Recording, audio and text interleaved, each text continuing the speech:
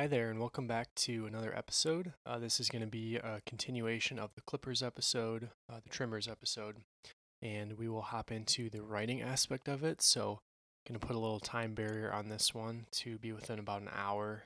So, just an hour of drafting, and we're going to try and get that whole story laid out um, to kind of revisit where we were with the outline. We have two sides in this conflict, and the focus of the story is on two trimmers whose job it is to prepare a battlefield, um, to prepare the area for a battlefield. We decided that area to be a forest, and our two main trimmers, Mikey, the main character, and Hammond, who is a fellow clipper, are side by side. They're working. They're from opposing fiefs, so they're technically enemies, but they really have no gripes with each other. And we're trying to set up kind of within that odd, sort of quirky setting a humorous story.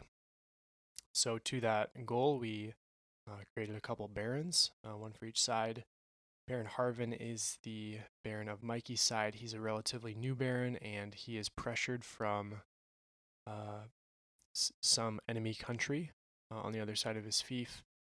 His fief was relatively poor and also in danger, like I said. So he has some impetus to try to solidify and fortify his area. Where that is leading him is to try to take this magical cave from Baron Terence, who is the Baron of Hammond's fief. Baron Terence has been the Baron for 4 decades and has done very, very well, mostly due to this magical cave that can transmute coal into diamonds. It does this through the rune magic that we kind of laid out in our brainstorming session. So there are lines inscribed over the whole cave on the inside, and magically through sort of their proximity to these magical way lines that exist in the world, this cave directs that magic to concentrate coal into diamonds. Very valuable, which Baron Terence has been using to uh, make his barony, his fief, very prosperous over the years. We also laid out a little bit of the story. Hammond and Mikey are starting in the forest. They are right outside the cave. As they are working there, a couple of soldiers come by. They're carrying lots of coal to turn into diamonds, with the idea being that after this battle takes place, who knows who's going to be in control of the cave. Baron Terence wants to turn all of his coal into diamonds now while he can, so that no matter how this pans out, his barony will be relatively prosperous. After the soldiers drop off the coal, we have some more dialogue between Mikey and Hammond as to how the magic system works, and then this is ultimately leading Mikey, our kind of worldly intelligent character, to try to demonstrate that to Hammond, and he's going to end up smearing a line in the cave, disrupting that magical flow, and causing the cave to be damaged. Sort of ending the story on hopefully a humorous kind of note of all the goal of what these trimmers are working towards has been removed. And it's sort of, as I said in that first episode, leaning into that humor is often surprising. It's something that we wouldn't expect, and the goal of the work being broken is not what the audience or what our reader is gonna anticipate. So all that being said, we're now into the writing stage. So like I said, we've got the timer going. I'm going to try and keep this under an hour, which means we're going to have to move relatively quickly, which will be a good pace setter to try and keep this moving. I'll also be experimenting with the dictation tool, so that'll be a little bit interesting for me. I'm used to typing, but as I am learning, it's difficult to speak and type at the same time, especially if those are different things. So we're going to try the dictation tool to copy down this story as we're sort of brainstorming it. So our first scene, we have Hammond and Mikey right outside the cave. They are sort of supervising over the other trimmers. That's why they get that the most important area to clear. And in our brainstorming session, we outlined a couple topics that they can be talking about. They could be discussing some of their trimmers that they're overseeing and kind of doing, a semi-standard manager complaining of their inferior situation. But really, the inciting dialogue that's going to tell our reader, hopefully a lot, and get the ball rolling is that they're both wearing a uniform.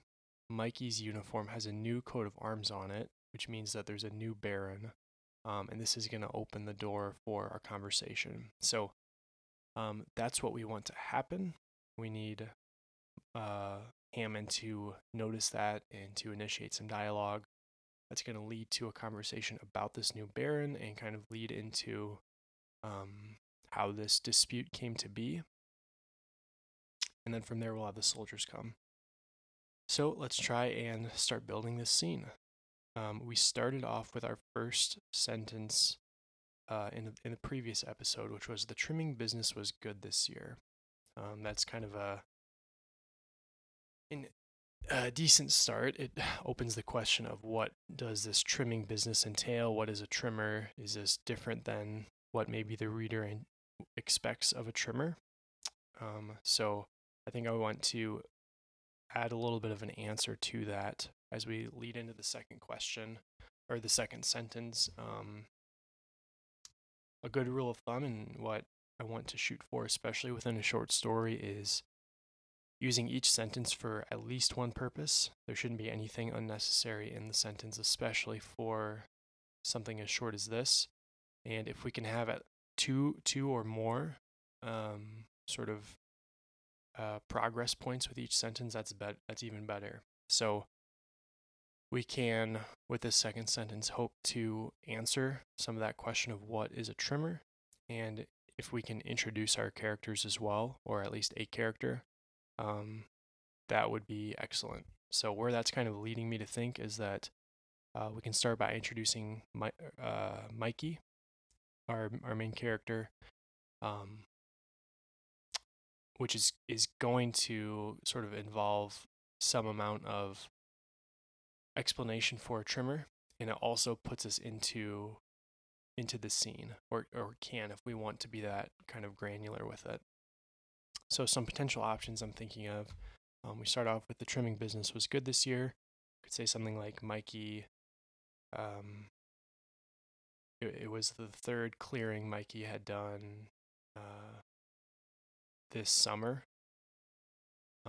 That's gonna introduce our character first of all, and is adding a little bit more background for what it is a trimmer does. It doesn't necessarily say that they're clearing a field for battle, but we're getting a little bit more of the picture. So let's go ahead and start with that. Like I said, I want to try to keep this moving.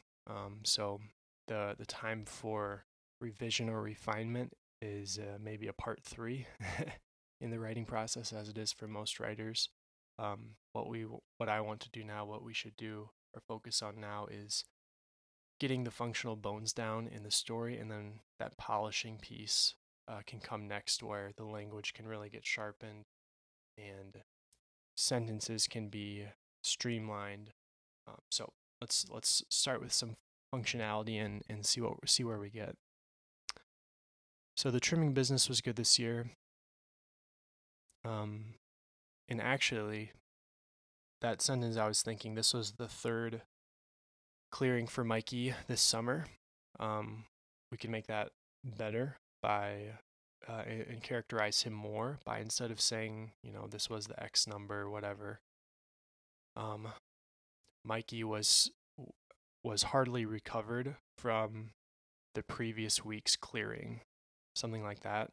What that's doing is implying that there's still a history of clearing, which is the same information we wanted to communicate with that initial version of this idea, but we're also adding some information about Mikey, not just that he is a trimmer, which is what the previous version also communicated, but that he himself is tired or weary in some way. So we're trying to pack as much information as we can within a single sentence. So I'm going to go ahead and add that. Mikey was still sore from the previous week's clearing. So that's our second sentence there. We'll close that off. And now what I want to do is continue to answer that question of trimming. This is our lead, the leading question that we gave the reader, since we said the trimming business was good this year. So I want to keep leaning into that and, piece by piece, give the reader a little bit more flavor. And as I said earlier, every sentence we want to have multiple meanings or multiple uses. So I'm going to put us in the scene with this next sentence by saying something like, the Baron was a fool for choosing the forest as a place for battle. So what we're doing now is inching farther into the forest. We've also introduced the Baron, and I want to be even more specific here and say Baron, what was his name? Baron Harvin. Baron Harvin was a fool for choosing the forest as a battleground. Let's say that and kind of sharpen things up a little bit. I like this sentence for a couple reasons. What we're doing, we introduce the Baron, the forest to some degree, although we haven't necessarily said that that's where Mikey is. But we're also showing that Mikey has the ability to think the Baron's a fool, which means that either Mikey is relatively intelligent or he thinks he's intelligent enough to think of the Baron, as capable of making a mistake. So we're continuing to characterize Mikey, introducing a little bit more of our cast and working on that setting. I want to continue that here. So how can we get farther into the forest? So just to reiterate what we have so far, the trimming business was good this year. Mikey was still sore from the previous week's clearing. Baron Harvin was a fool for choosing the forest as a battleground. One thing I would focus on when we get to that revision piece later on is varying kind of our sentence syntax. So right now we just have 3 kind of straight shots of a sentence. No compounding, no variation in sentence structure, which is okay for a first draft. Like I said in the first episode, turning off that internal editor is important. It's easy to look at the first couple lines you have and think, this doesn't flow like choose your favorite author's work. We're going to get a little closer to that goal later on. Right now we're trying to lay the bones down. So Baron Harvin was a fool for choosing the forest as a battleground. I want to add a little bit more to that, I think. When Farmer, let's just say Franklin's field, was ripe for battle, or let's say cleared for battle, was cleared for battle not 2 miles south. So we're adding a little bit more there. We're trying to expand the world just a little bit, and something that a lot of my favorite stories do is they try to balance the large scale with incorporating specific details within that scale that add some clarity. So Stephen King is really good at this. In the Dark Tower series especially, he any page you read, almost any page, I guarantee there's at least 1 or 2 very specific references to either a real world company, location, name of some character that is just appearing on that page and nowhere else, to add a little bit of specificity. It's really good at drawing on these very specific details to give you a few things to focus on. So us adding in that little ending to the sentence of, "It's a fool for choosing the forest as a battleground when Farmer Franklin's field was cleared for battle not 2 miles south." That's giving our reader another touch point. It's now incorporating the idea that somehow these trimmers are related to a battlefield, which is a new concept. Obviously, we know that, and we know Mikey and Hammond's role, but the reader does not. So we're trying to inch a little bit closer to that goal. When in doubt, let's see, what's one of Brandon Sanderson's favorite rules? Something like make it awesomer. When in doubt, make it cool, make it fun. And a good way to always do that is to incorporate some kind of action. So obviously, so far we just have more of a description, semi description of where our character is. We don't really have much movement within the plot. Easy way to do that always is with dialogue. Anytime a character is speaking, it's something is happening in real time within the story.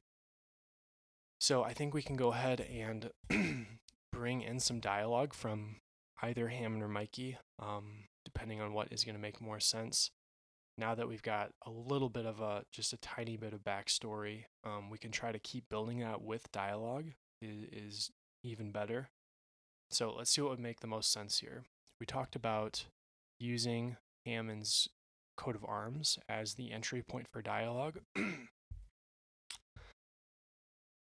Trying to think, is there anything else that would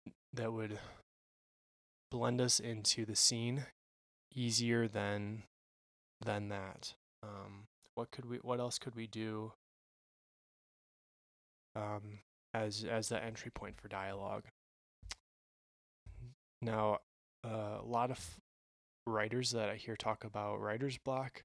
One of the main symptoms or causes of that is not knowing what you're going to write. So this is one reason it's really helpful to have a great outline before you dive into writing, especially if you are more of that architect type writer who likes to know where the story is going.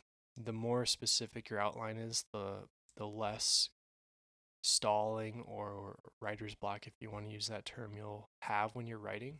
That was certainly true for me in some of the past writing I've done. The better the outline, the easier the writing. That's kind of the equation I've experienced. We don't have the sharpest outline here, just a couple of bullet points, but we're gonna try to keep going here. So let's start with that entry point of the coat of arms. So we're gonna start with Hammond speaking. This will be an easy way to bring him into the scene, maybe describe him a little bit, and then situate him and Hammond in there. So let's start off by just saying new coat of arms is I think too not intelligent, but it's the correct term. And since we decided that Hammond is going to be a little bit more of that, down to earth, very grounded, not the sharpest fella, I don't want to let him call that coat of arms what it really is. What else might he call it? It could be a sigil, emblem, sign,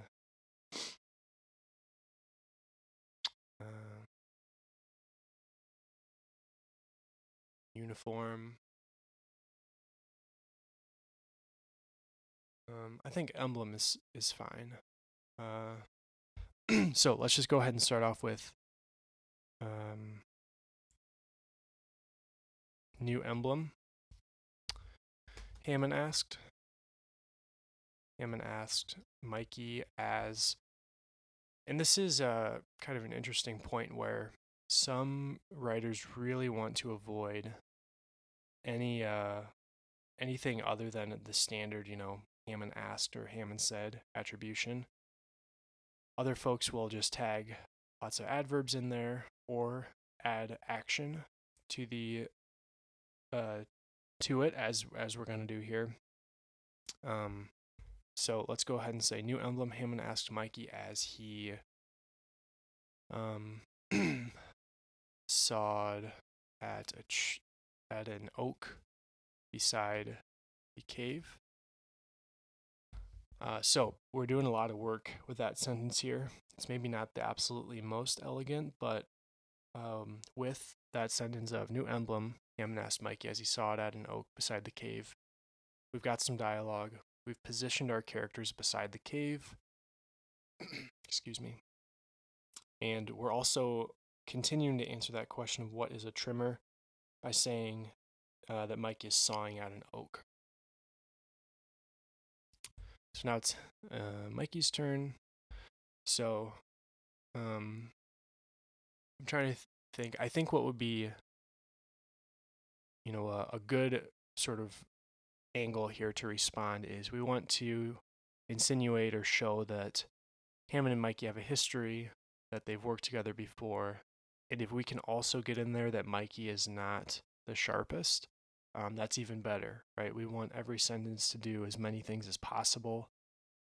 The more it does, the more interesting it's going to be to the reader, and that's always the goal, right? So the idea I'm thinking is that Hammond's responding with something along the lines of "you noticed," or something like that is going to show that the fact that Mikey is noticing is a little bit out of the ordinary. Okay, so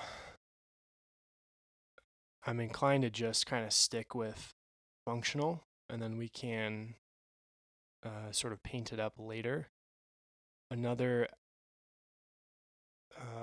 thing I would like this response to imply is that Mikey does have quite a bit of intelligence, or that he's very familiar with language. So instead of you noticed, what characters that are very worldly or very well spoken often do, and obviously this is true of real life, is that they're more often to use figurative language. So I'm thinking, a metaphor here would imply that, or would be that, or they would reference something else within the world. Since this isn't a novel, we haven't built out the world to the degree that we could say something like,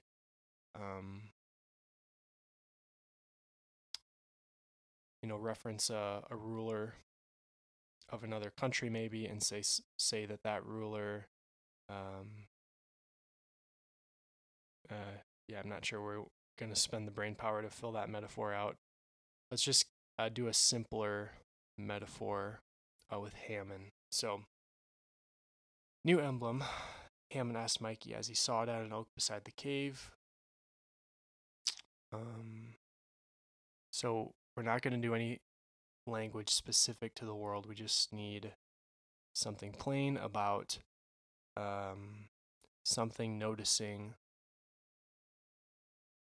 something it wouldn't ordinarily see.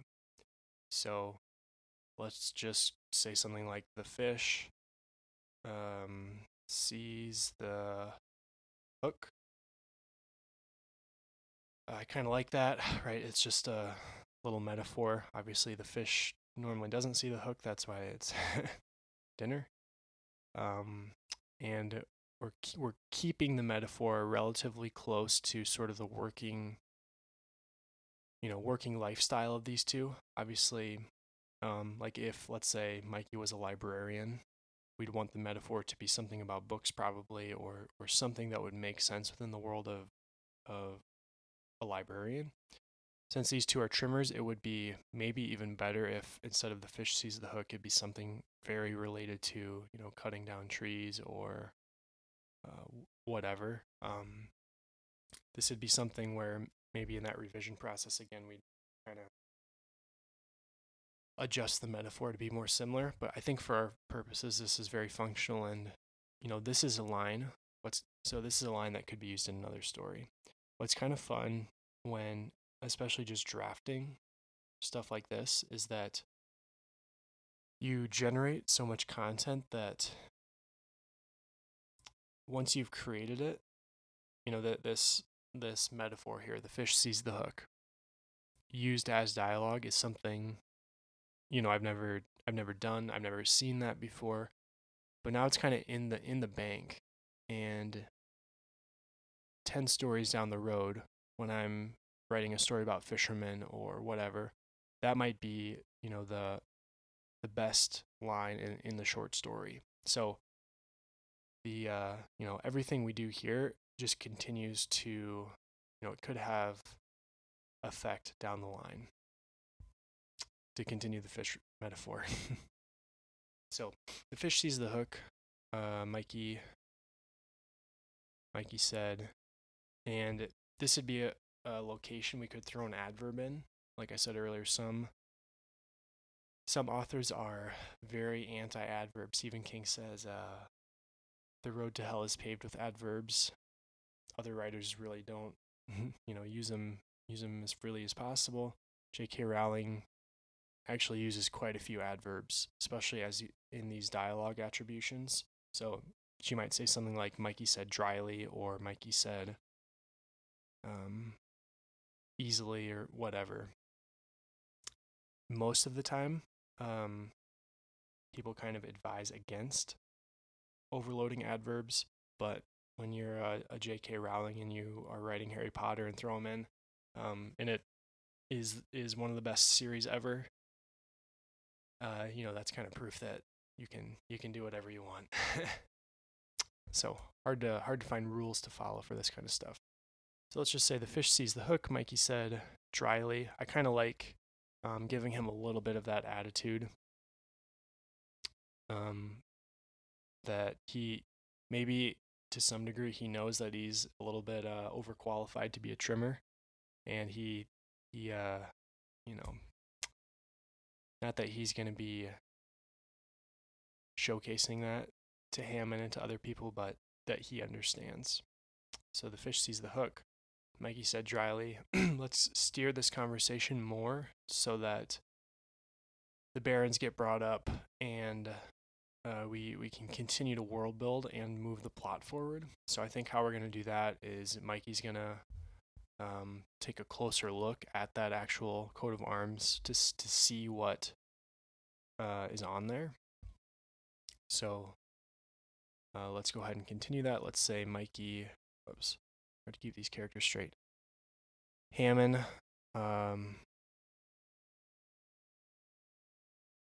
sawed one more. Let's rewind that a bit. Hammond sawed deeper into the log, or into the trunk, and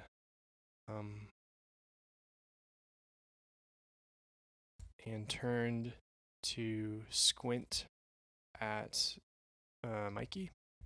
So Hammond sawed deeper into the trunk and turned to squint at Mikey.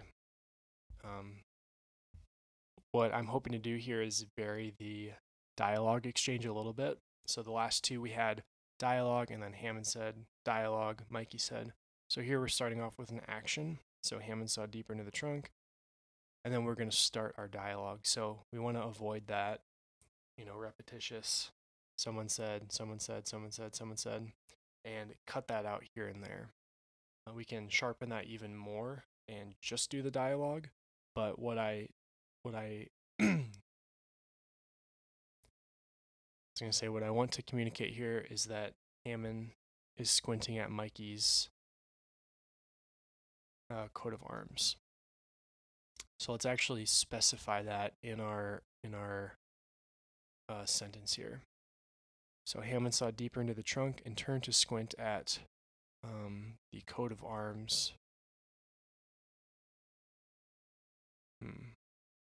on Mikey's tunic.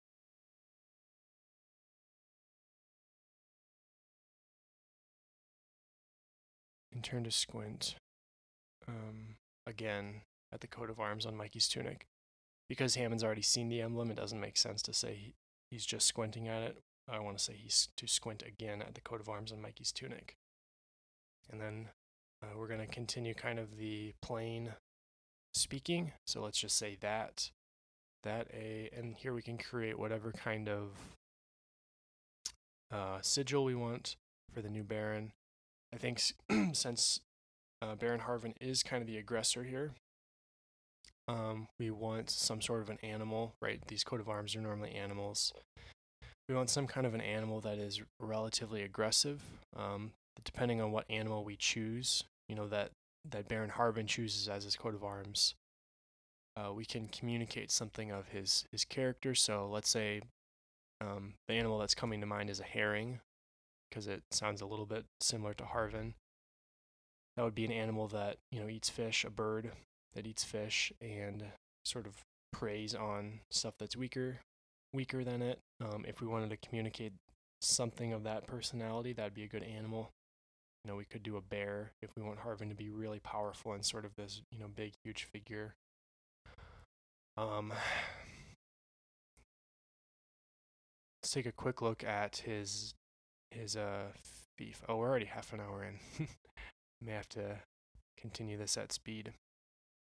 Okay, let's just choose a herring then. I kind of like that he's preying on this cave.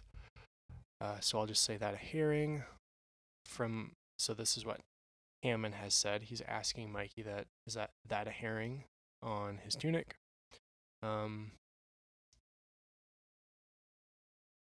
Actually, let's simplify that to that a bird, because Hammond may not have a great knowledge of different bird species. This would be another opportunity to show Hammond's intelligence. So I'm just gonna start the next dialogue by herring.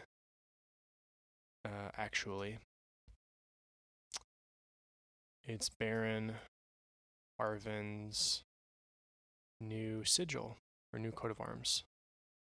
Continue to emphasize Hammond's intelligence. We don't need an attribution on that. This is a 1-2 character dialogue exchange.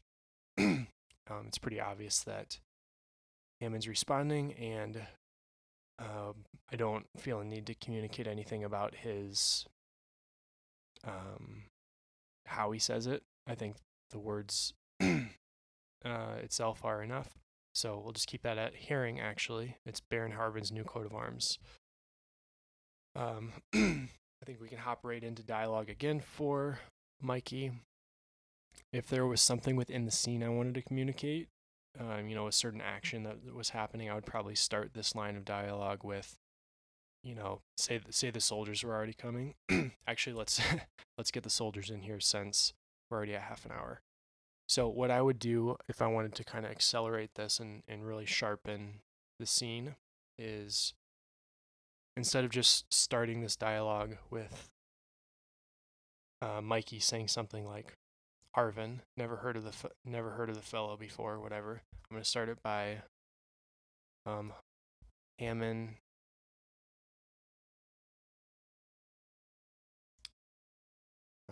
I want to avoid the word squinted again, but Hammond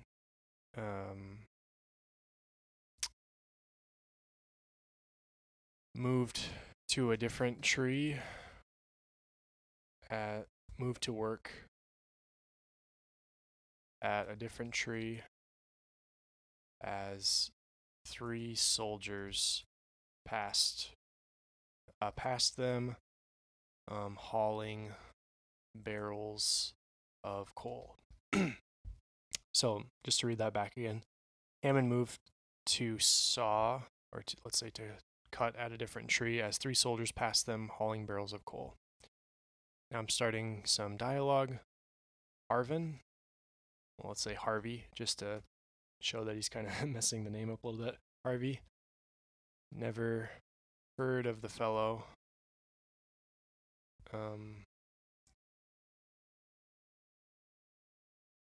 And then I want to keep a question going here. This is a good time to look at kind of where we want the scene to lead.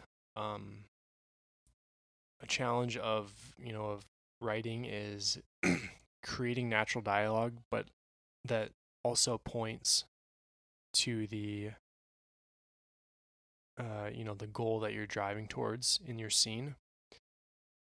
So where we want to go here, just to look back here a little bit, we want to maybe explain a little bit more about this Baron, or for sure we could introduce something about the opposing country that's sort of forcing this Baron's hand. That's important to get in here somewhere.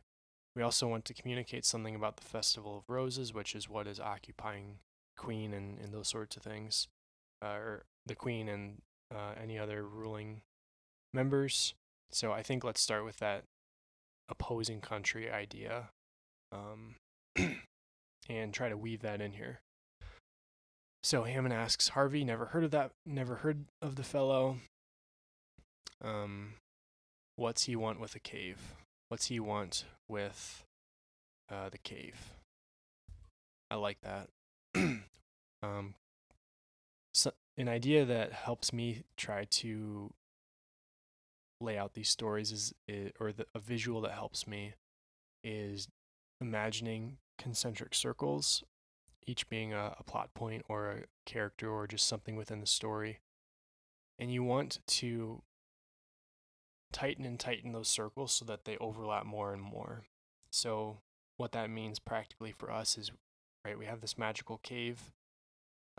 We've already said that they're beside the cave. We said soldiers went into the cave. Now we're asking what's with the cave. So the more and more we can, touch these points of the story, the more consistent it's going to be. If we had just said at the start of the story that Hammond and Mikey are standing beside this cave, and then the next time we mentioned it was when they go in to, disrupt the lines later on, there's not as much familiarity there, and it's not going to be as present in the reader's mind. So,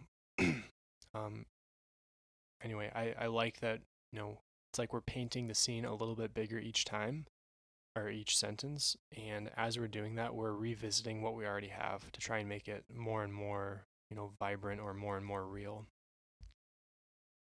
So our question, Harvey never heard of the fellow, what's he want with a cave? This is where we can introduce the opposing country somehow, and also the magic. So how do we want to do that through Mikey? Is there any way we can do it in a more interesting way than just dialogue? Opposing country, I don't know. I can't think of a way to communicate that. But the magic of the cave, I think what we should do. So first of all, let's answer the opposing country question through Mikey.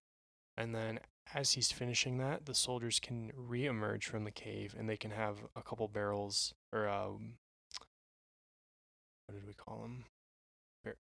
Barrels, wheelbarrows. How about that? They can have a couple wheelbarrows of diamonds. So right, we're showing that somehow this cave is turning coal into diamonds. We don't need to. We can maybe revisit that later and explain that it has to do with the runes, but showing it now, like I said earlier, gives that reader a first pass at kind of what's going on here, and then when we revisit that later, it's not completely out of left field. It sounds a little bit familiar. So, how do we answer the question of the Baron is fighting for this cave because he needs resources to defend himself from another country? We could go straight to saying what the cave provides. So I could see a line from Hammond that says something, or from Mikey, excuse me, that says something like diamonds, I expect, right? Just cutting straight to the outcome of the cave. I think we can detach that by another degree though and say, so the question is, what's he want with the cave? Let's say through Mikey, gold, weapons, and safety from the, and this would be where we insert the name of that other country. Let's just call them the bronze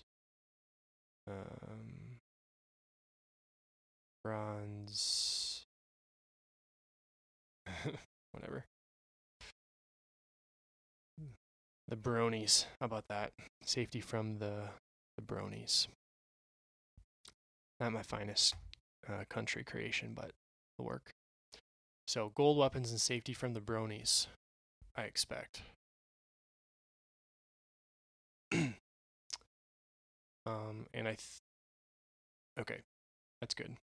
I was debating whether to add a Mikey said at the end of that, but I don't think we need it since we're still in that 2-character context, and Hammond, we just had an attribution for Hammond in the previous line. So now, since the core of the story is humor, I want to try to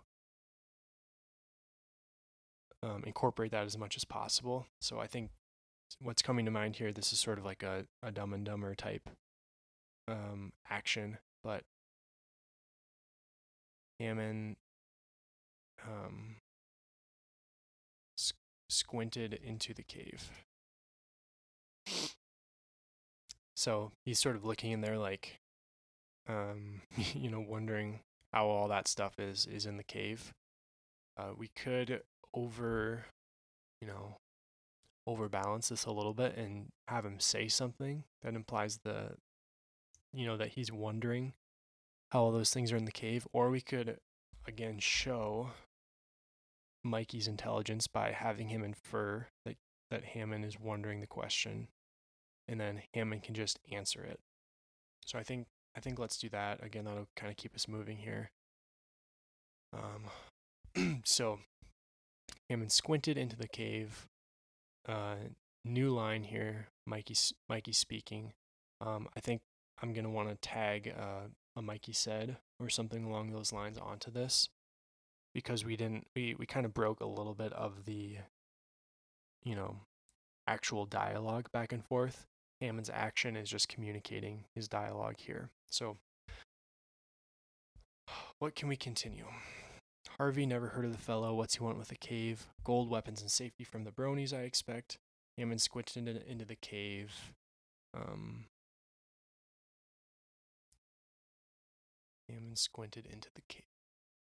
I'm going to look back at the outline and see where we want to continue. We want to bring up the Festival of the Roses and what the Queen's doing. So this would be, a case where we're not moving that fast, but within the actual story, this is moving really fast. To just kind of have a dialogue or two hitting these world building points. But I want to move to the Festival of Roses and try to build that in here through Mikey as well. So Mikey's trying to answer Hammond's question of how all that's in the cave. So Mikey's going to say the Baron needs resources since the crown is too occupied to let's just say to bolster. That's a pretty nice word for Mikey. To bolster the outer fief. Bolster our outer fief. Give him a little bit of loyalty there. Now we could, let's see, what are our options? Hammond could ask, why is the crown occupied? We could lean more into how are there resources in the cave and try to answer the question of the magic. We could try to get more humor or weave humor into either of those options.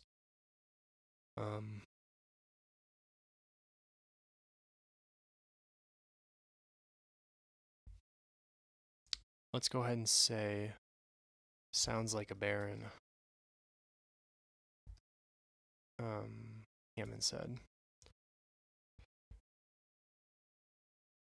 And then we'll continue that sort of, a little bit of a belittling line or angle with, and also show some of their history by Mikey saying, not as bad as the last one, though. So, last couple lines we have, the Baron needs resources since the crown is too occupied to bolster our outer fief. Sounds like a Baron, Hammond said. Not as bad as the last one, though, Mikey said. and then I'm going to put a comma after that and say,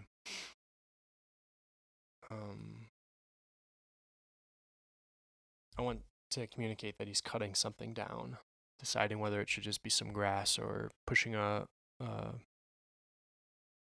like a tree over that he's just finished cutting. I think let's stick with trees, like he said. Leaning his weight against the sawed trunk of an elm. There was a sharp crack, and the tree toppled. Let's see. I want to try to do as many things as possible with this line. So if it toppled near the cave mouth, that brings us a little bit closer, and then I think we could bring the soldiers into the scene a little bit more by having them say something. So let's continue that. So there was a sharp crack and the tree toppled across the cave mouth. Let's see, have our soldiers already come out?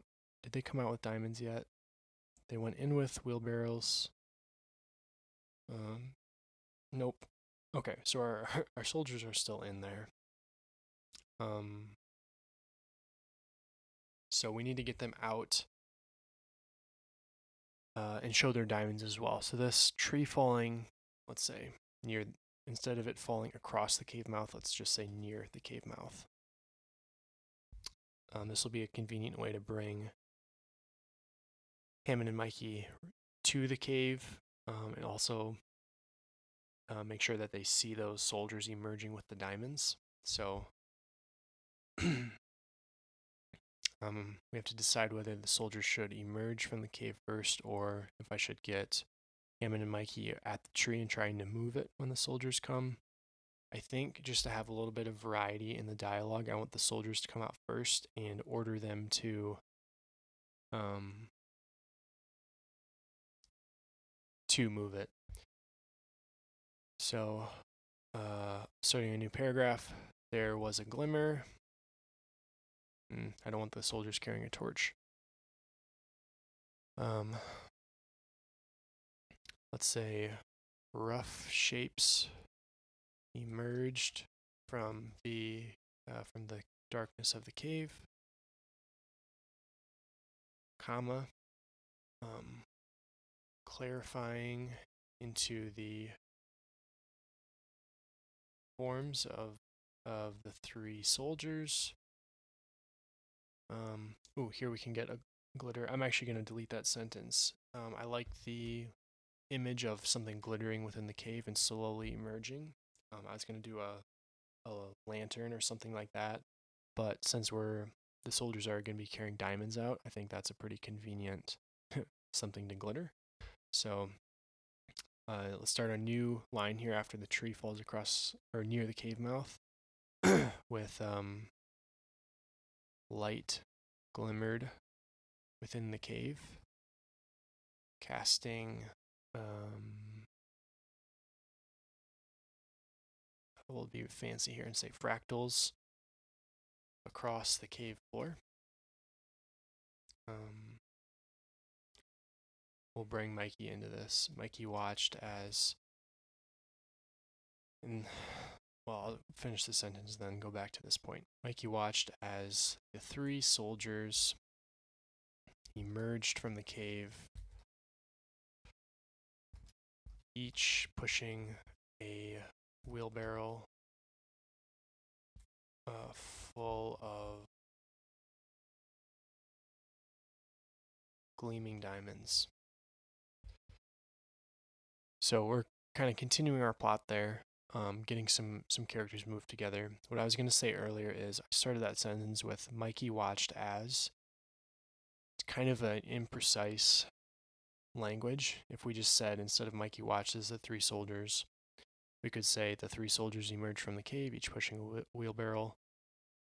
It's kind of implied that Mikey is watching. So I think I'll just take that out and just say the three soldiers emerged from the cave, each pushing a wheelbarrow full of gleaming diamonds. The first soldier frowned at the tree, and his eyes fell on, his eyes glanced over Mikey and landed on Hammond. Starting some dialogue here.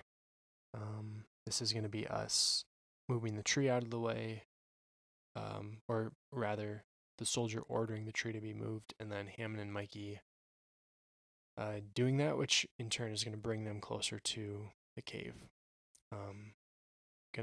Gonna take a pause there and come back to that a little bit later. Situate myself where we left off. So got our outline. Excuse me. And we have written through a few lines. So we've got Hammond and Mikey talking about this new Baron. The Baron needs resources since the crown is too occupied to bolster our outer fief. Sounds like a Baron, Hammond said. Not as bad as the last one, though, Mikey said, leaning his weight against the sawed trunk of an elm. There was a sharp crack, and the tree toppled near the cave mouth. Light glimmered within the cave, casting fractals across the cave floor. The three soldiers emerged from the cave, each pushing a wheelbarrow full of gleaming diamonds.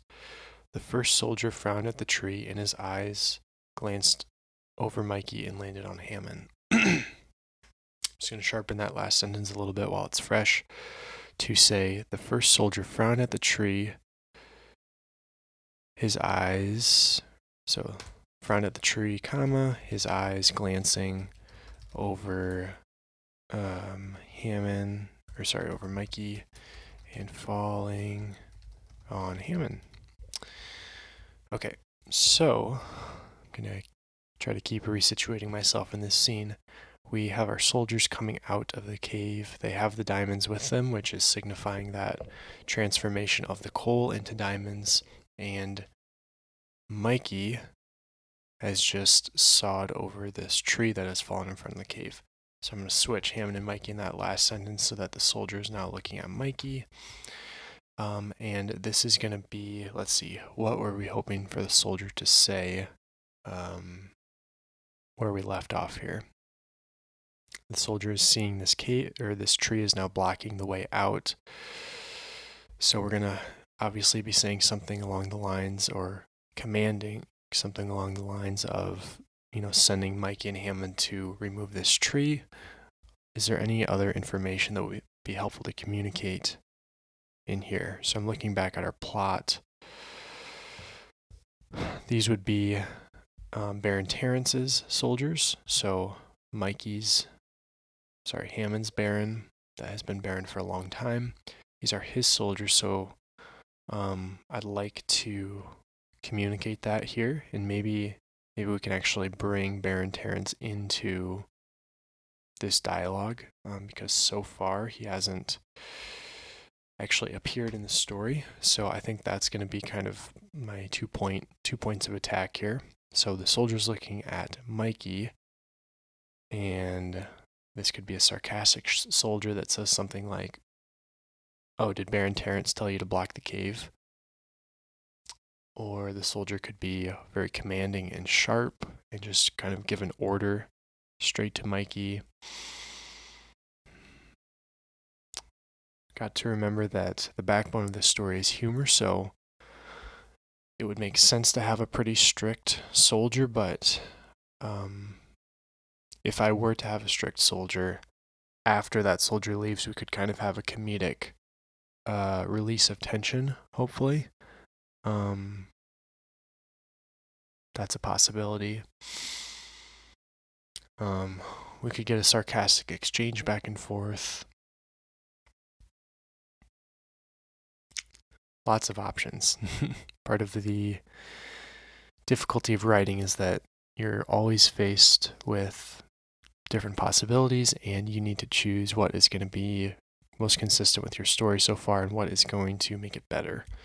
Like I think I said in the first half of this episode is one of Brandon Sanderson's rules is always to make the story awesomer. And that is certainly true. And you just have to figure out how to do that. So I think I just want to play it easy and keep the soldier strict. So let's just say the soldier is now looking at Mikey, and the soldier frowns at the tree and then looks at Mikey. I'll just say, "Get this out of here." The soldier ordered Mikey.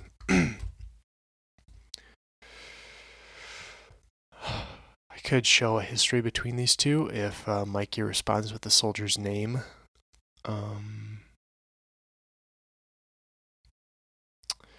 I didn't bring Baron Terence into the story yet, so I'm considering revisiting our last piece of dialogue from that soldier, and seeing if we could do that, or maybe I can incorporate the Baron into Mikey's answer. Hammond. Keep getting our characters mixed up here. Part of the difficulty of hopping into a story after being out for a couple days. Okay. So the soldier's ordering Hammond to move the tree. If this weren't Hammond speaking, I would say this is an opportunity. We could say something snarky like,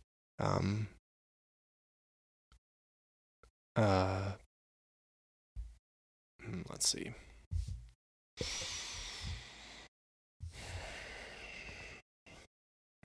Some snarky comment about the Baron had ordered the tree to block the cave, or who gave the soldier authority.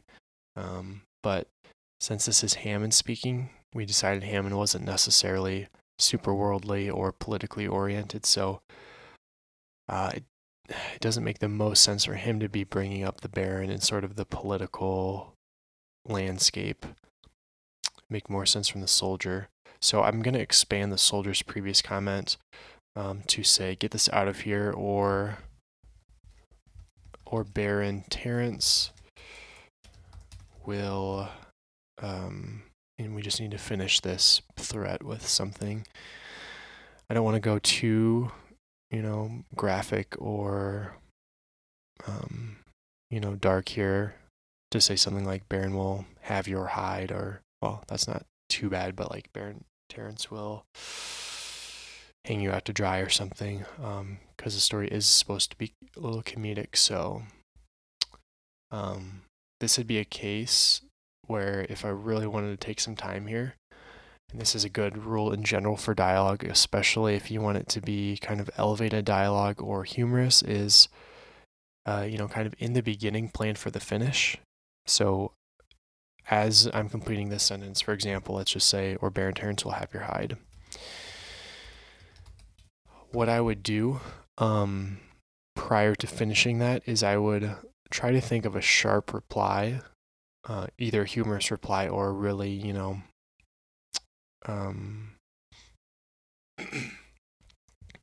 double meaning, double entendre. I would think of the reply I want and then figure out how, what would the soldier say to set Hammond up for that sharp reply. So I'm trying to think of an example here. So I guess what we have here, and this is kind of working backwards from the the 1-2 punch I set up, but since the soldier says, "Baron Terence will have your hide," one easy way to get double entendres is to play with the definition of a word. So if a word has more than one definition, you can bounce off of both of those and have one character respond with one definition, the other say something related to the other definition. So since we have Baron Terence will have your hide, the soldier ordered Hammond. Hammond would respond with something along the lines of like, "You'd better hide," or, "I'll tell the Baron, you pocketed one of those diamonds." Something like that, where we play on two meanings of hide. And it, it's sharper than just a back and forth where Hammond says, yes, sir, to this soldier. And it also is going to imply a lot about your character. Now, like I've said a couple times, we don't want Hammond necessarily to be wordsmithing like that, so I'm not going to do that. But if this were Mikey, or what we may do later in the scene with Mikey is try to play off of definitions like that. Okay, so let's get back to our scene here and figure out what Hammond is going to do. We could have him say something along the lines of, yes, sir, like I said. If it's going to be something that's simple, we don't need to waste any room on dialogue. We can just have him start moving to do the task. I can't think of anything I need to communicate through Hammond right now, so I'm just going to say Hammond. Now, what verb we choose here is obviously going to communicate how he does the task. So I could, if I want him to be pretty subservient to these soldiers or afraid of them or, sort of subordinated by them, I could say like he shuffled over to the tree or he slouched over to the tree. I don't want the soldiers to have really that level of control. I want it to be a little bit more like they're on a similar footing. So I'll just say Hammond strided over to the tree is a little too powerful for him, I think. Shows a little bit too much like cockiness and sort of self-sufficiency. So I'll just say Hammond walked over to the tree and began sawing it into movable chunks or sections. He rolled one away so the soldiers could exit. Now we have to remember these soldiers have, massive amounts of diamonds. So, and also keep in mind that our goal coming out of this exchange is that Mikey and Hammond are interested in the magic, so that Mikey has a reason to go into the cave and play with the lines a little bit, disrupt them, and then break the cave. So I need their interest to be drawn to those diamonds somehow. So what's coming to mind is as a soldier's, so I'm writing this next line here, as the lead soldier squeezed through the gap, his wheelbarrow bounced over a stray limb, and a fist-sized diamond leapt from the barrel. Let's just say leapt through the air. It winked once and landed near a surprised looking Hammond. So now we've given Hammond a reason to be interested, or beyond. There's no way he could miss this. That this diamond has. That the soldiers are removing diamonds from the cave.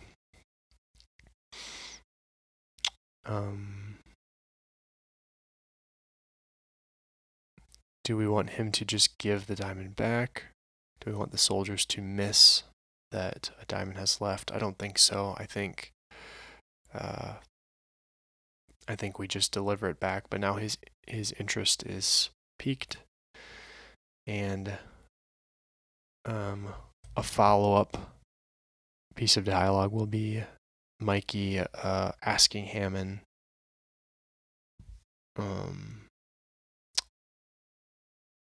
if he knows where those diamonds came from. I'm trying to think, is that kind of consistent with our character descriptions and arcs so far? I think that's fine. Okay, so Hammond needs to give this diamond back. So the soldier held out his hand expectantly, and Hammond handed it back. Handed it back at once, handed it back. I'll just leave it at that. I want to be careful not to throw too many adverbs and sort of purple prose in there. I don't need too many, I don't need to like submerge the story in adjectives and in little details. I want to try to keep this moving, especially since it is a shorter story. We can't waste a lot of real estate with descriptions that don't kind of earn their space by moving the story at all. So Hammond's given it back. I want to finish this paragraph by moving the soldiers out of the scene and stationing them as kind of sentries to watch, to keep guard of this cave. So let's do that by after Hammond hands the diamond back, the soldiers passed their, let's say pushed, the soldiers pushed their diamonds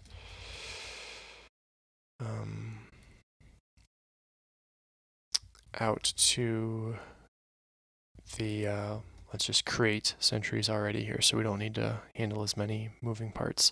The soldiers push their diamonds out to the ring of sentries, let's say to the arc of sentries, ringing the cave, or circling the cave. Okay, the soldiers push their diamonds out to the ring of sentries circling the cave some 50 yards out. How about that? So in that sentence, we've gotten rid of our soldiers, and we've also identified that there are sentries within the scene keeping watch. Hammond and Mikey are now kind of alone at the cave again. Hammond is in the process of moving that cave that fell across, that tree that fell across the cave mouth. And now I think is a natural time for Mikey to come into the scene with dialogue. I'm just thinking, I really haven't sold that Mike is a worker from a different fief. I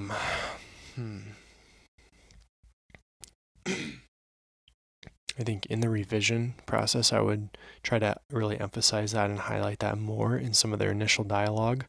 But I think I want to go back for a second and add a little bit more to this soldier scene, to show that there are two sides at play here. So when those soldiers come out, I'm just going to reread that bit to situate you as well. Light glimmered within the cave, casting fractals across the cave floor. 3 soldiers emerged from the cave, each pushing a wheelbarrow full of gleaming diamonds. The first soldier frowned at the tree, his eyes glancing over Mikey and falling on Hammond. So I'm going to separate that closing piece of the sentence. So let's say the first soldier frowned at the tree, his eyes moving to Mikey. His eyes, let's say, falling on the, what do we say his coat of arms was? Herring? Falling on the herring coat of arms of Mikey's tunic. His frown deepened. How about that? So we're playing on the previous expression of the character, or let's vary our word choice a little bit. His scowl deepened, and he turned to Hammond. Okay, so we've just added a little bit of extra detail there. We're not coming out flat and saying that there are two sides, but we're implying by the soldier's dislike of the herring coat of arms on Mikey's tunic. So if we do a better job in kind of those initial pieces of a dialogue between Hammond and Mikey of setting up that Mikey's here from the other Baron, and, you know, try to cement that a little further, then I think since we're more subtle here with the soldier frowning at the tunic, I think that'll still hold true. And we won't be sort of heavy-handed on it. So that's good there. So fast forward to what we've written so far. The soldiers just pushed out the diamonds to the Ring of Sentries, circling the cave some 50 yards out. I want to bring Mikey back into this. Remembering that Mikey is our very intelligent character, he's going to lean towards metaphors and sort of elevated figurative language more often. The question that's on his mind is these diamonds. What would be most realistic here? He should know that this cave is already magical because the Baron's fighting for it. I guess earlier we actually answered this question. Hammond asks Mikey what the Baron wants, and Mikey essentially says gold, weapons, and safety from the bronies, I expect. The Baron needs resources since the crown is too occupied to bolster our outer fief. So Mikey has said sort of what comes out of the cave, but we haven't explicitly said he knows how that those diamonds are made. So this would be a point where we need to decide, does Mikey already know that there's runes within this cave that are transfiguring or transforming coal into diamonds, or does he just sort of know that somehow there's some magical process that does that? I think the latter is fine, and then that gives us an opportunity for him to ask Hammond if he knows any more specifics about how this magic works. So let's go with that route and decide that Mikey doesn't know exactly what magic is at play here, just that there is magic doing this transfiguration. So how do we spin that into some dialogue?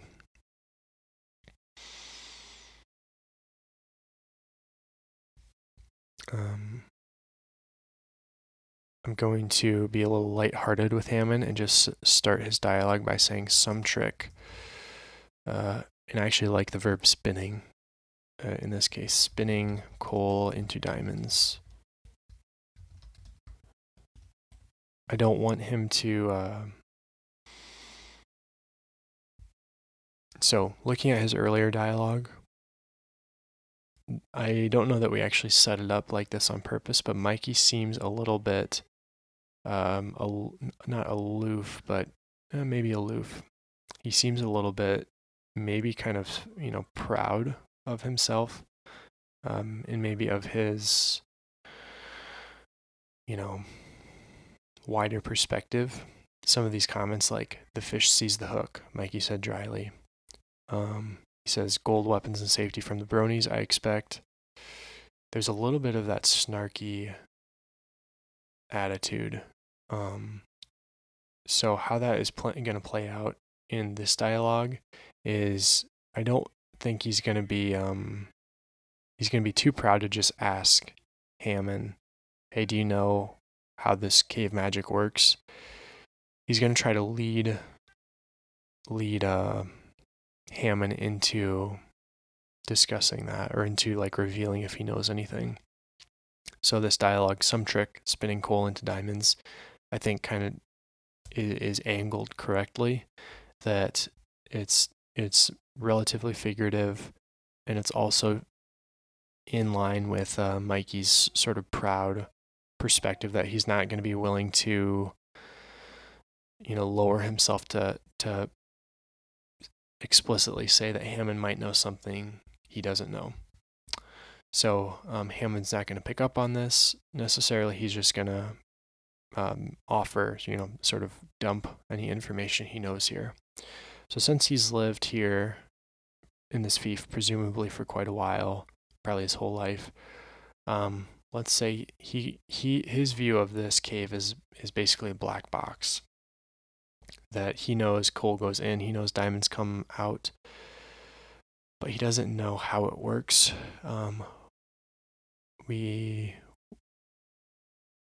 So I like that. That's for sure. And we could color it a little bit more and add some backstory to him, a little bit more scope to the story by letting him, mention some old story of like when he was a little kid going into the cave or like sneaking into the cave and seeing all these lines. And Mikey would be able to connect the dots and say, "Oh, those are probably runic lines, runes. I know all about those. I bet I can show you or something like that." So I think that's the angle we're going for here. And let's try to lay it out in some words. So some trick, spinning coal into diamonds. This is Hammond speaking now. Let's say he says, been doing that for years, ever since, and ever since I was a boy is kind of the line. But I'm trying to decide. Do we want to share that story right now, or kind of break it up a little bit? I'm going to simplify the sentence a little bit and just say, been doing that ever since I can remember.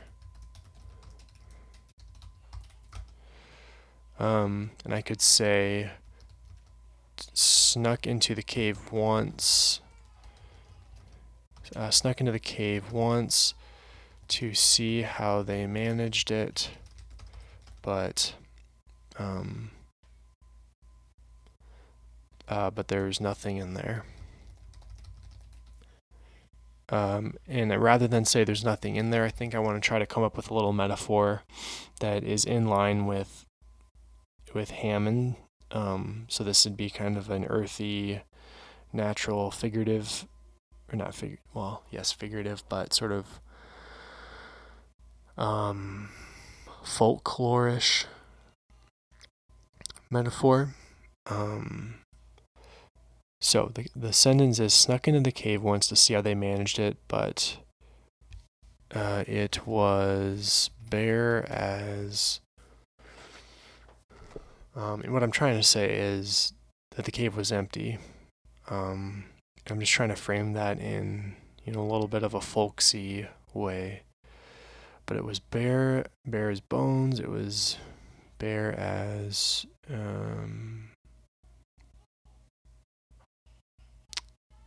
let's see. I think bare as bones is fine. So now we're back to that same game of Mikey wondering how it works, but not wanting to flat out ask.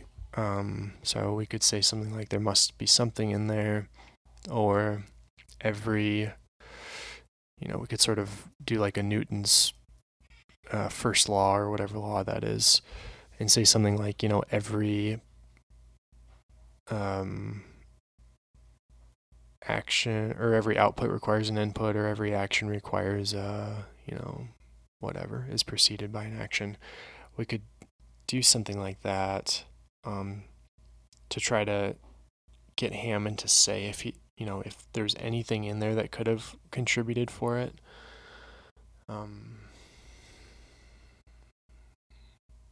Guess we need to decide, do we want to do some wordsmithing on that idea, or find a different idea for Mikey to try to dig this information out of Hammond? Let's see, earlier we did a little metaphor with him of the fish sees the hook, and he's in the herring thief, so there's sort of this fish theme. So I guess I'd like to try to continue to pursue that. So how can we combine those ideas of like the aquatic life, fish and stuff, with the idea that Mikey's trying to dig this information out of Hammond by saying that there has to be something in there causing the magic?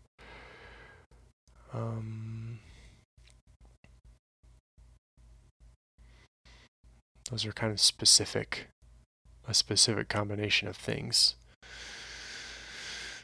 A fish can't swim without water. Can't catch a fish without bait.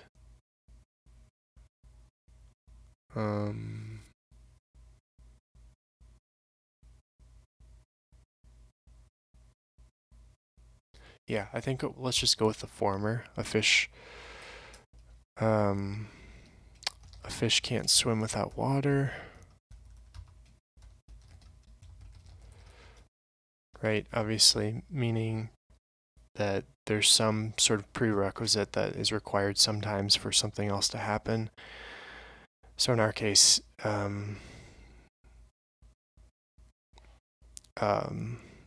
the prerequisite is the runes, and that's what Mikey's trying to learn. I think we want Hammond to just miss the point of this comment.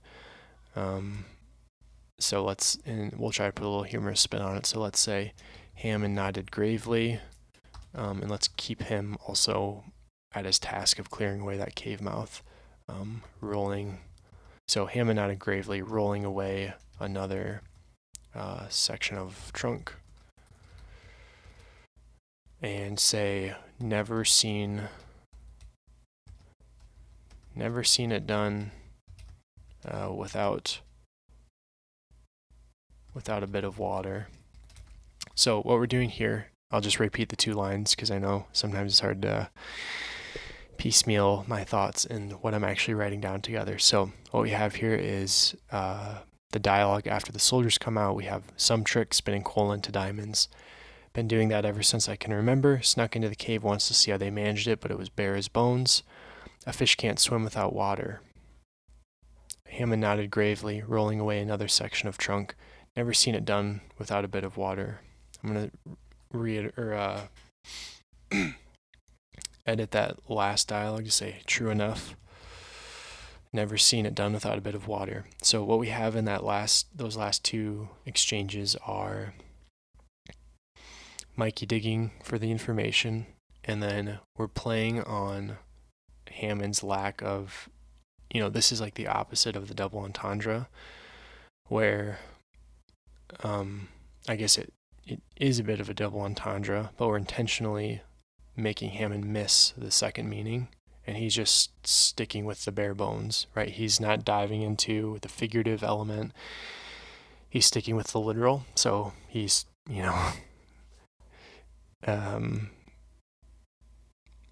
confirming that a fish can't swim without water. So here we need to make another choice. Should Mikey continue to kind of beat around the bush, or is it time he just kind of gives in? I think we need to do the latter, we can kind of accelerate the storyline a little bit by doing the latter. So let's say Mikey sighed, and I think that's enough. Mikey sighed. And now we're going to have him ask sort of the pointed question that he's actually been asking. So Mikey sighed.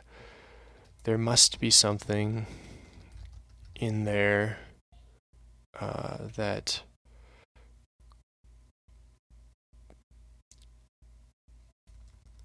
I'm going to take that last bit out. There must be something in there, period. A cauldron, scrolls. There's always something.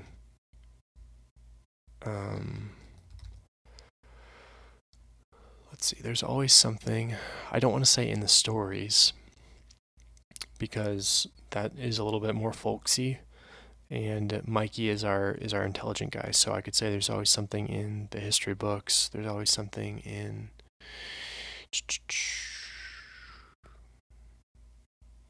the histories I've read, in the texts and the scrolls, let's see, there's always something in the histories.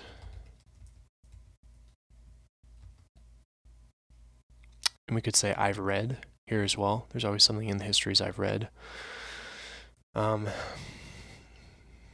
trying to decide, is that more heavy-handed than just leaving the sentence at "there's always something in the histories," implying that Mikey has read them? I think I want to leave it at that. Again, with these short stories, it emphasizes the fact that every word counts. In a novel, you can afford to have more fluff, more like unnecessary. But in a short story, everything that kind of leads away from the mark, I think usually takes the reader farther out. And we want to try to stick to our line here pretty well. Okay, so there must be something in there. Cauldron scrolls, there's always something in the histories. We could have Hammond get sidetracked again and say something about how he's never read any histories, or we can just cut to the chase and reveal that there are lines in there. And then Mikey will piece together that those are runes. I think for simplicity, let's stick with function and reveal that next piece of the pie.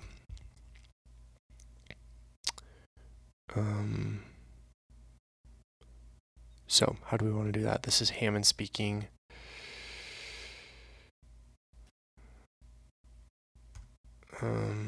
So I'm going to start this by Hammond frowned thoughtfully. And then I'm going to start some dialogue here. Just some old lines, just some random lines, just some stray, I'll just say stray, just some stray lines painted around is all I can remember, is all I remember. Nothing much else. And then, so that's function. I want to add a little bit of humor to it. So nothing much else save for, we could say save for the bones, save for, is there an animal that lives in there that we could mention, or what else what would be in there that would be humorous?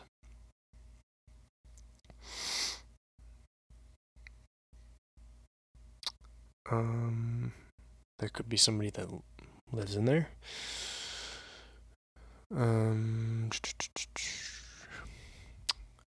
Not sure what we could insert in there, so I'm just going to remove that comment for now. Again, since we're just kind of laying down the bones here, in that revision process, I would come back here to try to emphasize a little bit more humor, or find places I could insert that a little bit more. But for now, let's continue forward. So Hammond frowned thoughtfully, just some stray lines painted around. That's all I remember, nothing much else. And then this is going to be that aha moment for Mikey. So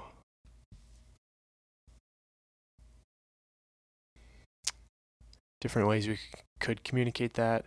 We could start by showing some facial expression.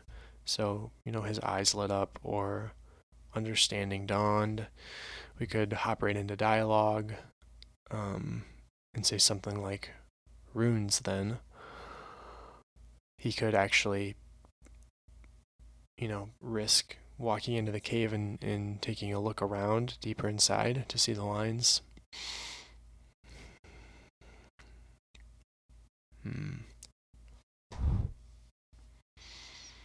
Lots of options.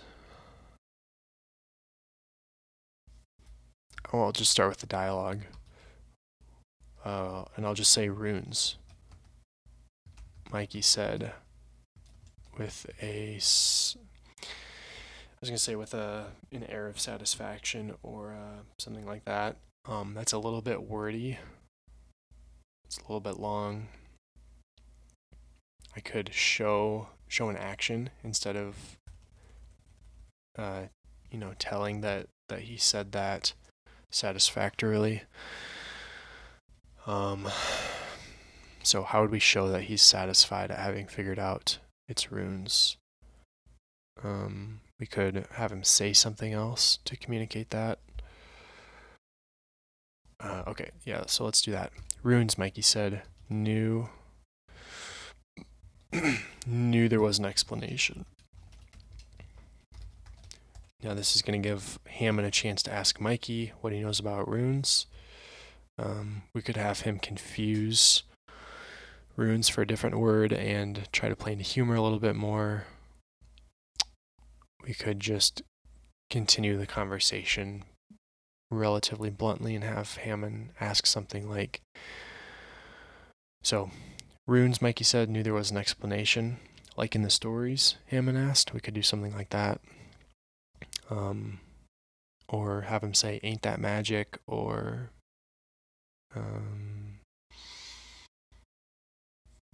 I'll flip that around actually. Magic, ain't it? Hammond asked. I kind of like that. We're simplifying things down for Hammond again. I think that's a little bit of a humorous response. And if we wanted Mikey to soapbox a little bit here, get up on his soapbox, we could. I kind of like that angle actually because we can do kind of a 1, 2, 3, I think, where obviously Hammond doesn't know anything about magic. So step 1, Mikey gets to explain, okay, runes, this is a little bit about runes. Hammond can do kind of the unimpressed, response. And then Mikey is going to take the third step there to go into the cave and try to show Hammond, that runes are like either powerful or cooler than that they're real magic, and that'll get us far towards the end of our story. So let's shoot for that 1, 2, 3. So runes, Mikey said, knew there was an explanation. Magic, ain't it? Hammond asked. And now we get a little bit of that superiority coming out from Mikey again. So let's just say Mikey huffed. That's maybe a little overkill, but a branch of magic, we'll have him say, and I'm going to italicize branch to add a little more emphasis to that. So a branch of magic, and I'm tempted to add a metaphor here to say something like, okay, so Mikey is a trimmer, and his sort of area of mastery is with natural things. So I'm tempted to make a metaphor that is showing that just like, you can't just say that's a tree, that's an oak or that's an elm.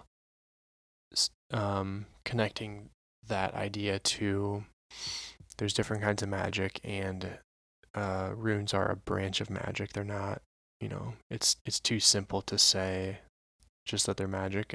They're their own thing of magic within magic. So I want to find a metaphor,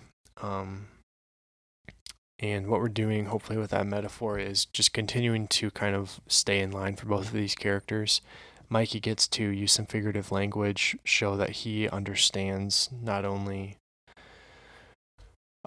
magic to some degree, but also that he's comparing it to these natural elements. So he gets to show mastery in 2 areas, and it's also in line with Hammond, because if you were talking to Hammond, that's the type of metaphor you would shoot for. So a branch of magic, that's like saying I'm just going to stick with the first sort of metaphors that come to mind. That's like saying every tree is an oak, and ignoring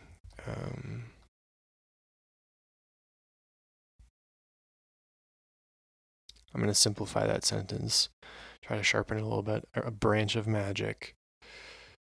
Every tree, every oak is a tree, but not all trees are oaks. How about that? That's a little bit like, high or elevated language. We're inversing our sentences, so we're playing with some inverse syntax. We have a metaphor that's angled at trees, which is, the area of expertise for both of these characters. And we're communicating Mikey's intelligence. So I think that's decent, or that's pretty good. The sentence again is Mikey huffed a branch of magic. Every oak is a tree, but not all trees are oaks. Gonna emphasize that not as well.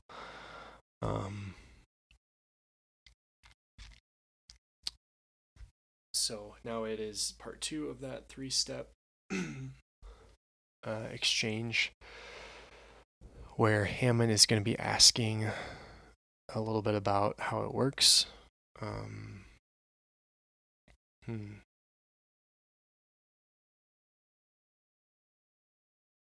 Let's see. First, I want to decide if Hammond should understand, this kind of every oak is a tree, but not all trees are oaks line. I think I'm inclined to give it to him, let him understand it, because that is his kind of area. So let's just assume that Hammond understands it, and now he's going to be asking, or leading towards asking, how it works. So, how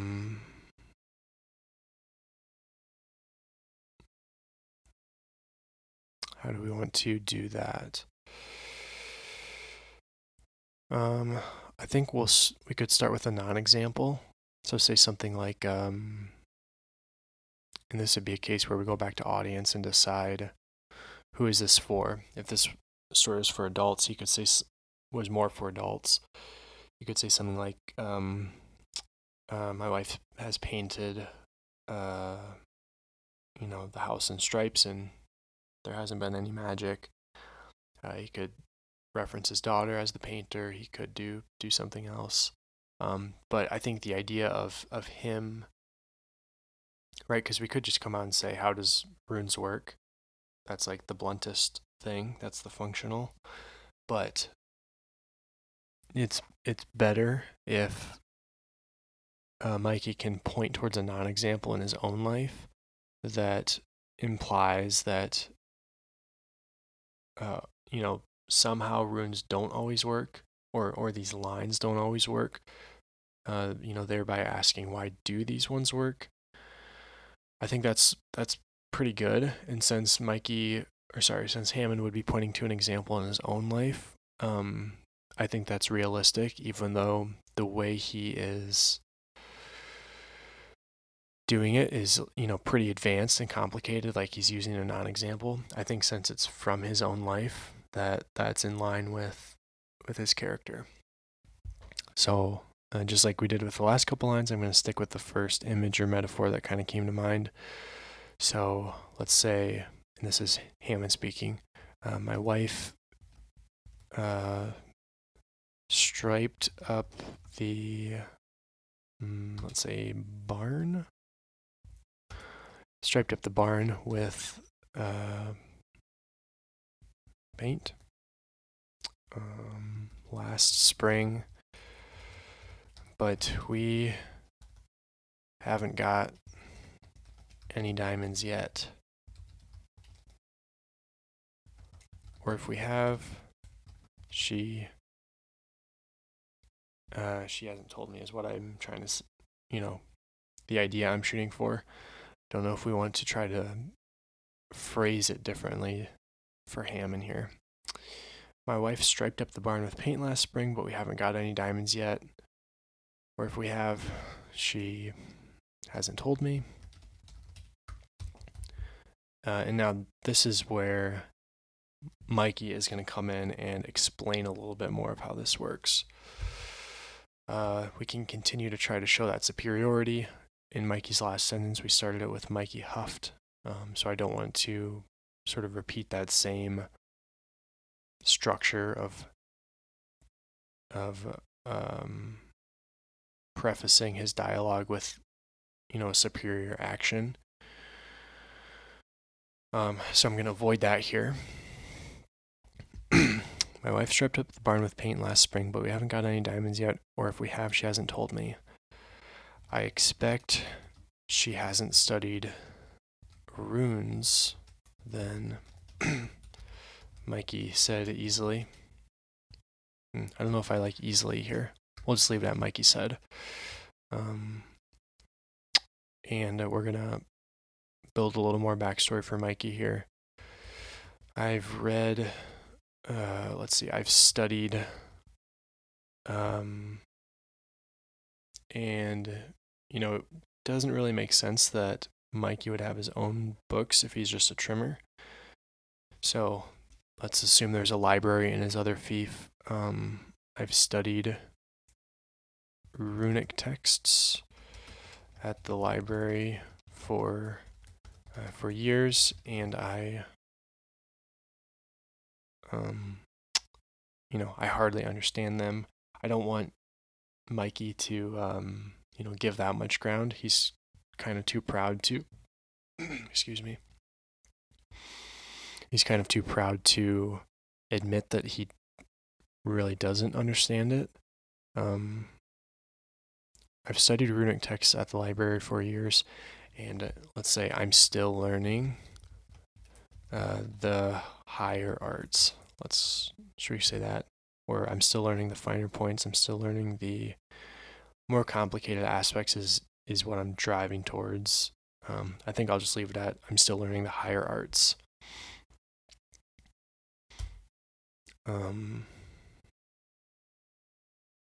Okay. So now I think we're to that bit where we need some sort of incredulity. There we go. From Hammond to spur Mikey to go into the cave. Are there any other actions that would get Mikey in there? There could be just not a misunderstanding from Hammond that would want Mikey to explain how runes work a different way. There could be confusion.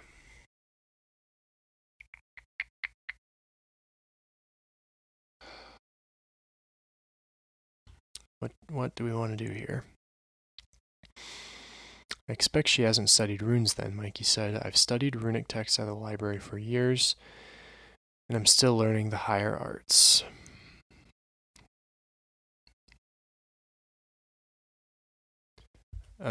So this is Hammond's turn to speak now. So he's going to say it's mostly painting, or let's say drawing. It's mostly drawing, isn't it? And this is where we get a Mikey laughed line. So it's mostly drawing, isn't it? Mikey laughed. If only I'd explain it to you, but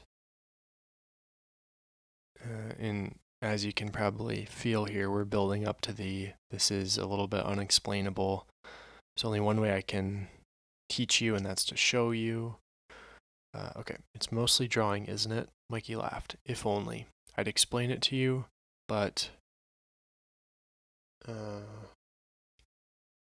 it'd be maybe a little funny to get to, I was going to say a backhanded compliment. I don't really want to do that, actually. Instead, I'd like to drive towards their backstory together, like their shared history. So this would be a time where maybe Mikey has tried to explain something difficult to Hammond in the past, and it did not go well. So I think what we could do here is to reference that. So we just need to generate like a previous conversation where they were talking about something. So the start of our line here so far is Mikey laughed. If only I'd explain it to you, but it'd be worse than when I tried teaching you to, and this could be as blunt as read. That's in line for both characters. That Mikey would be the one trying to teach Hammond to read because he thinks it's such a great thing. Trying to read, trying to play, and we could fill that in with a brainy game like chess or create a chess equivalent. It'd be worse than when I tried teaching you to. This would not be a place we'd say something like fish because that's already going to be in Hammond's wheelhouse. So I think trying to teach him to read is good, and I'm going to make that a little bit more like colloquial and say it'd be worse than when I tried teaching you your letters. I like that.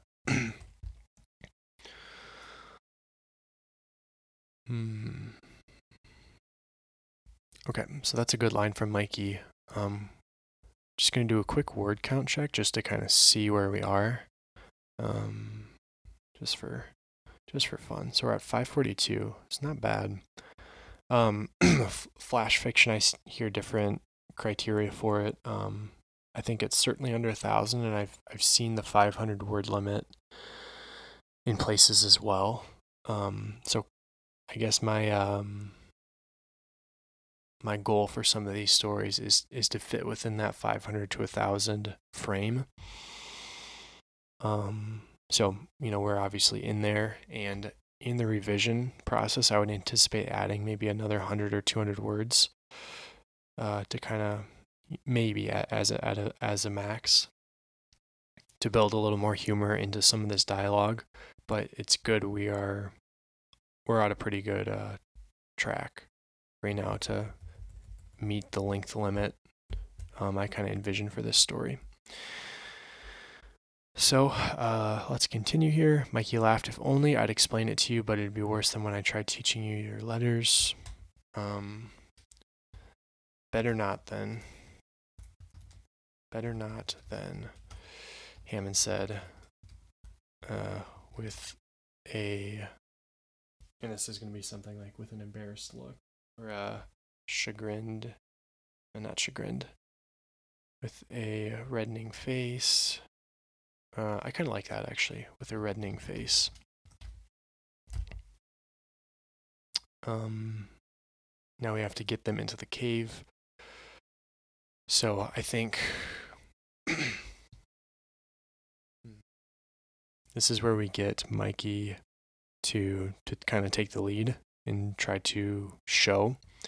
So I'm gonna start the next line by Mikey straightened and glanced around to the Ring of Sentries. They were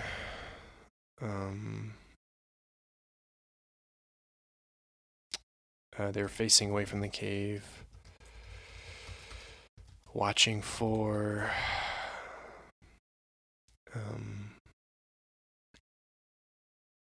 I want to say something like watching for enemy troops or soldiers, but I want to be more specific and incorporate the herring thief into this.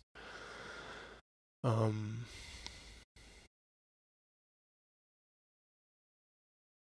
how can we do that? Right, the goal of revisiting the herring thief is, like I said earlier in the episode, I think of stories, or the story elements at least, as kind of concentric circles, and we always want to tighten the circle so that they overlap more and more. And we do this by revisiting what we've already created. So like the more we revisit, the more we touch different points of the story, the more real they seem, the more cemented they are within the story. So it's better to just say, it's better to show that these soldiers are keeping watch for herring soldiers than just to say that there are sentries keeping watch. That's at the cost of more words, but I think that's a price worth paying. So Mikey straightened and glanced around to the ring of sentries. They were facing away from the cave, watching for any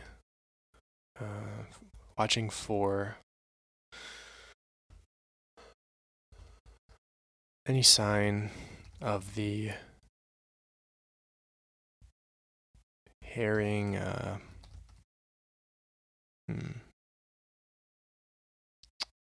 spies, not spies, rangers, soldiers. It wouldn't make sense for the herring army to be here, right? Because the whole point is that our characters here are clearing the forest for the battle.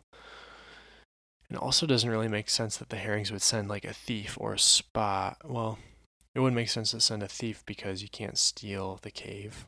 So I think that kind of leaves us with a spy. Like they may be sending someone to kind of scout the area and try to develop some more battle plans around the cave, that sort of thing. So I'm going to say they're facing away from the cave, watching for any sign of the herring scouts that may try to, and I know this is getting a little bit info dumpy, but I'm just going to go for it. Watching for any sign of the herring scouts that may try to survey the landscape prior to the battle. Okay. So the whole point of that was that Mikey is looking around. He sees the sentries are distracted.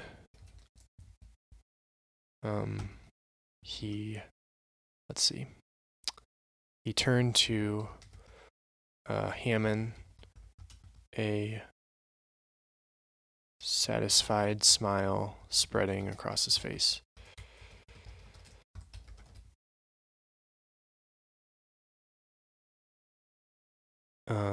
And I'm gonna start some dialogue here. The idea I want to go for is for Mikey to say something that, yes, he's going to show Hammond how it works. What I'm thinking of is looking back at Hammond's previous sentence. He says, "Better not then," as his face reddens. So he's like acknowledging that he's not going to understand these runes, that they're beyond him. He didn't ask a question. He closed the conversation there. But I want Mikey to, assume that Hammond wants to learn from him. Like, assume that Hammond sees him as a teacher. And so if I start this next dialogue as though Mikey is responding to a question from Hammond, the question being like, "No, I don't understand it, but would you teach him? Would you teach me?" I think that's semi-humorous, and what it also does, it creates a lot of movement. So I guess first let's lay this dialogue out, and then I'm going to go back and explain a little bit of how I think this helps dialogue and how it creates some movement. So he turned to Hammond, a satisfied smile spreading across his face. "Fine, I'll show you." And that's pretty bare, but I think it does what we want. So that line, "Fine, I'll show you," sounds like it's in response to the question of, "Could you show me? Or could you teach me how these runes work?" And what we do with a line like that is, like I said, is we imply that previous question, but we do it without having to go back and write the question from the other character. So with one line, we're conveying information of at least two, and we're also characterizing both of our characters more. Like I said earlier, I'm not going to revisit that, but shows Hammond is more proud, shows Mikey's more proud and insinuates Hammond wants to learn. So using that kind of a technique in dialogue is really efficient. Some of the caveats, it's hard to do that with some characters. You need characters that have the ability to like predict the conversation, or to, or they're self-conscious enough that they think people want, answers from them. But that idea that you can leap in conversation and sort of backfill what, your reader can understand what's being backfilled, that's a really cool idea. And I think this is the first time we've done that in the story, but that's a cool concept. And one, I think that the more you can build that into your dialogue, the quicker and the faster it'll read, which is good. So fine, I'll show you. We're continuing the next paragraph here. This is going to be Mikey's turn to respond.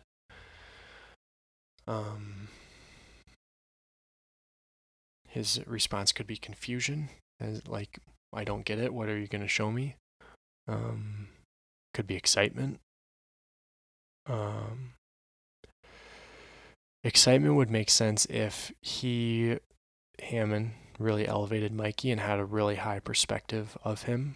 You know, it makes sense that this is kind of the moment where, oh, you're going to show me how the sausage is made. That if he really looked up to Mikey, he'd be super happy to kind of like learn from him and share that like moment of discovery of the runes within the cave. I don't think we've really built up to that though in the story. Like we haven't demonstrated that Mikey looks up to Hammond like that. So I don't think excitement is really a fitting response for him. Confusion could work. Just like plain hesitation, I think that's fine. I think that's probably what we're going to go for here. This is the kind of everyday guy, Hammond, and at the first mention of, you know, sneaking into this cave to see the runes, I don't think he's going to be over the moon for it. I think he's going to be like, what about the soldiers? Something like that. And then we just need Mikey to continue to convince him, or just to say, you know, fine, I'll do it myself kind of thing. So I think hesitation's the response Mikey would have. And something worth saying here is, you know, since this is a short story, we don't really know these characters that well. I mean, we have a short description of them. We're writing a little bit of a scene with them, but we haven't really built in an automatic response for them, where I'm really like iterating through different possibilities and trying to select what's the most likely for that character to do.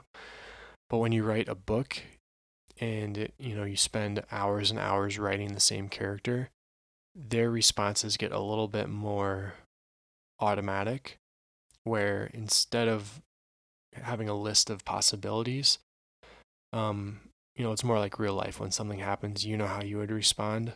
It's a little bit more like that. It's not easy, obviously, but building that familiarity with how the character should respond and some of their character traits makes this process easier for longer or for bigger scale stories. So fine, I'll show you. We have this hesitation now from Hammond. So Hammond looked uncertainly, and I would maybe replace that with a sharper verb in the rewrite, but for now adverbs are okay. Hammond looked uncertainly to the ring of babbling sentries.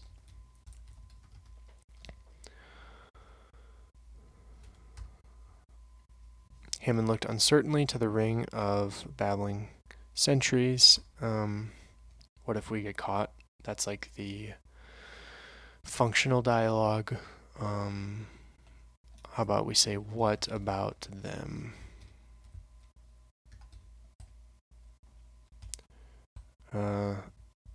What about them would be a funny response to what about them. Do we want Mikey to say that? I don't think so. I think let's just cut through like the back and forth that would come from another question. So with Mikey, we'll just say they have no mind for trimmers. They never have. That's the line that's coming to mind. The idea that these scouts and these soldiers, the higher ups, never have really taken notice of trimmers. we're building a little more backstory there, or introducing more of the backstory into the book, into the story. Good thing this isn't a book, that'd be a long podcast. So we just need to wordsmith that a bit. So like I said earlier, that line was something like, they've never taken notice of the trimmers before. Why would they start now? I'm going to flip that and shorten it to make it sharper, to say something like, why would they start taking notice of us now? So, right, that's the same idea as in that longer version, but I flipped it and it reads a little bit quicker now. And that's because Mikey's speaking, and he's a lot more well spoken. So anytime he's speaking, we're essentially trying to sharpen stuff as much as possible. We can afford to be more long-winded with Hammond. Not that we really have been, but we could be. Okay, why would they start taking notice of us now? I'm also going to move Hammond a little bit. Move Mikey a little bit. So after that dialogue, I'm saying Mikey took a few steps toward, Mikey walked to the cave mouth and peered at the trunk. I'm actually going to flip that around to move this even faster. So Hammond looked uncertainly to the ring of battling sentries. What about them? New paragraph. Mikey walked to the cave mouth and peered at the trunk, speaking quietly. Why would they start taking notice of us now? So now we have both characters right there at the cave mouth. We've got sort of the proposal there from Mikey to bring Hammond into the cave.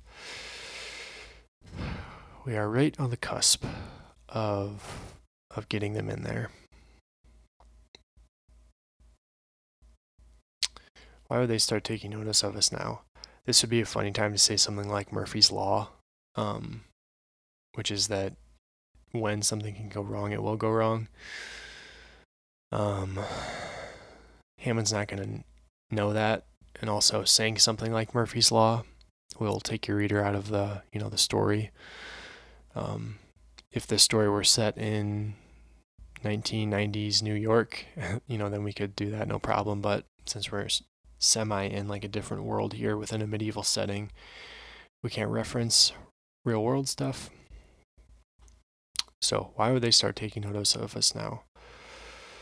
We could do, convey the same idea though, that if something can go wrong, it will go wrong. I think that'd be kind of fun to do. I like a little bit more I would like a little more dialogue here, since we are nearing the end of the story. And we've kind of built up these characters a little bit. The more we can sort of live in that, that final sequence before the cave blows up, or not blows up, but breaks. The more we can live in that suspenseful, like climactic moment, the better. So why would they start taking notice of us now? I want some kind of a metaphor here from Hammond that means if something can go wrong, it will go wrong. So, and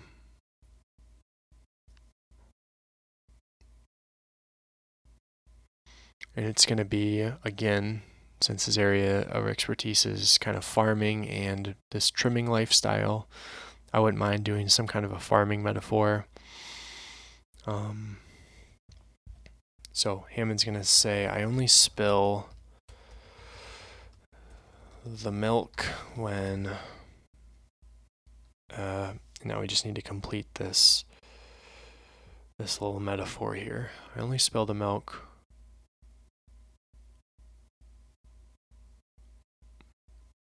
I'm going to add a little bit. I don't want the language to be too sharp. So if I said I only spill the milk when blank, that's, as straightforward as it gets. Not necessarily eloquent, but it is sharp. I want a little bit more of like a rambling here, because I don't think Hammond would necessarily come up with a metaphor that implies kind of like the 2 degrees of separation here that we're talking about. So I'm going to rewrite this sentence to say, well, I don't spill the milk very often, but when I do. So now we've extended that a little bit and we've built in a few pauses, which gives him some time to think. Well, I don't spill the milk very often, but when I do, it's we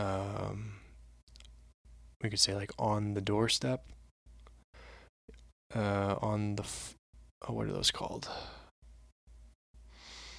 I think on the doorstep is fine, but when I do, it's on the doorstep. And then inject a little humor here, something about his wife not being very happy with that.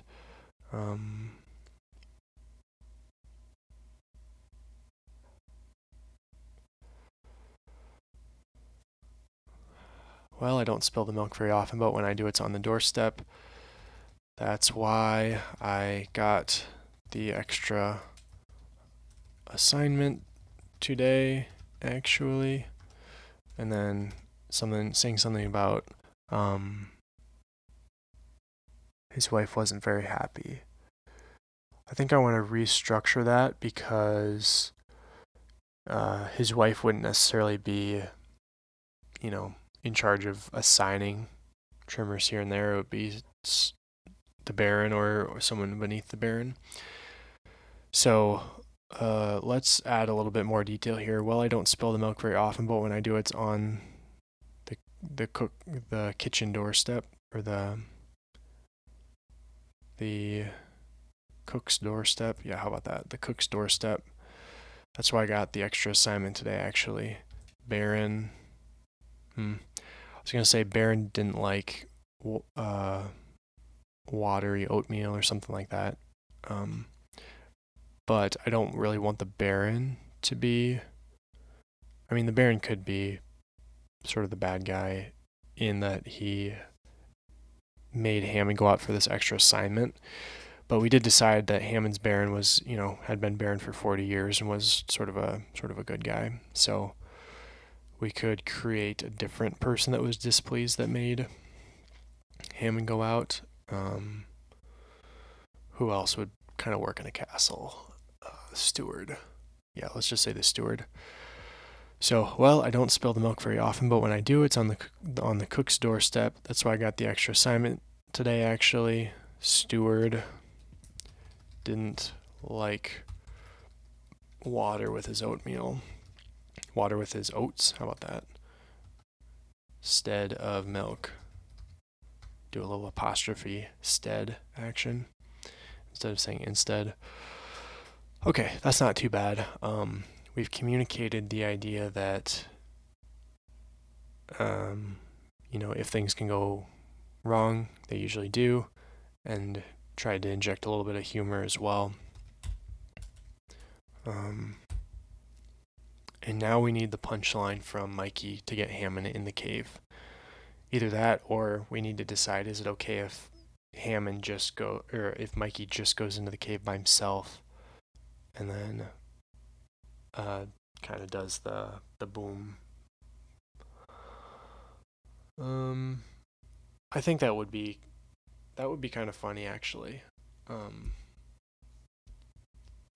Because he really wouldn't have anybody else to blame. It'd be a little bit of that, so proud he falls on his own sword kind of situation. I'm just picturing a little bit of like a Dumb and Dumber situation where he walks out and his hair is all frizzled up, and there's some smoke coming out of there or whatever. I think that'd be pretty funny. I don't think that'll make an appearance in the short story, but that that tone or that sort of scene, I think, is what we end on. So that's why I got the extra assignment today. Actually, Stewart didn't like water with his oats instead of milk. Now Hammond's responding. Suit yourself. I'm taking a look. So that is our action dialogue. And then let's say with a final glance around, Mikey slipped into the cave. So now Mikey's in there. Presumably he's looking at the runes. He's going to, so this is going to happen off page, but he's going to touch some of the runes, mess up sort of their flow, and that's going to cause the cave to malfunction. And instead of turning the coal into diamonds, it's just going to, maybe let's say, light it on fire. And then Mikey will run out with his tail on fire type of situation. And end scene. Is that the sequence we're shooting for? I think so. Okay, suit yourself. I'm taking a look. With a final glance around, Mikey slipped into the cave. There was a few moments of silence. I'm going to flip that around. Silence stretched for several moments before a blazing fire, or blazing light, let's say. Blazing light bloomed within the cave.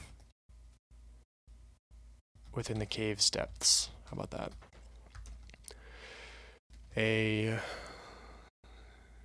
now I'm trying to get Mikey like sprinting out of there and also communicating, just trying to frame it in a funny way.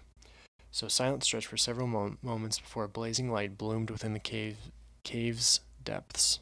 That's a tongue twister. What's the term I'm looking for? Not ashen, cooked, darkened.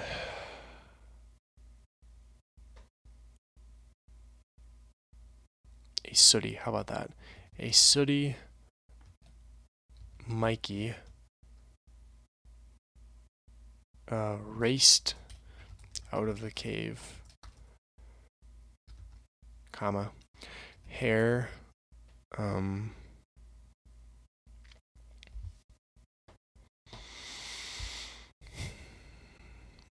I'm imagining his hair sort of, all pointed and frizzled,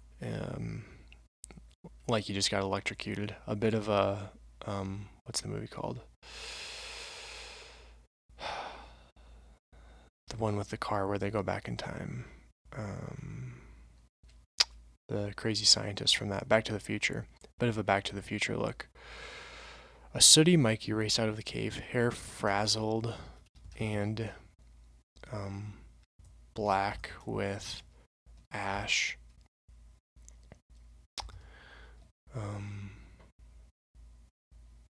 His eyes were wide and he was grinning, not grinning, let's say. Should he be grinning? He could have a bit of like a manic, overwhelmed sort of shock. His eyes were wide, and he was, I think let's just leave it at that. His eyes were wide. I want to so the next thing Mikey will do is sort of hold up his hand, show that there's some paint or like chalk or whatever on his finger, and do a short, punchy apology with something like, I guess I don't know how runes work. And to make that moment hit a little bit harder, I want the soldiers to be there to witness it, so that this is sort of the moment where, for Mikey and all of his knowledge and like pride of how things work, he gets an audience for his sort of downfall or his mistake. And I think that's how we get a little bit more movement in this final scene. So let's bring the soldiers back. So so far we have suit yourself, I'm taking a look. With a final glance around, I'm going to delete that. With a final glance, Mikey slipped into the cave. Silence stretched for several moments before a blazing light bloomed within the cave's depths. A sooty Mikey raced out of the cave, hair frazzled and black with ash. His eyes were wide. Soldiers bellowed and stormed over, pointing and shouting at the blazing. Do I use blazing? At the blazing cave. I'm going to replace the former blazing with brilliant. His eyes were wide. Soldiers bellowed and stormed over, pointing and shouting at the blazing cave. Mikey held up his hands apologetically. Chalk stained fingers. Mikey held up his chalk stained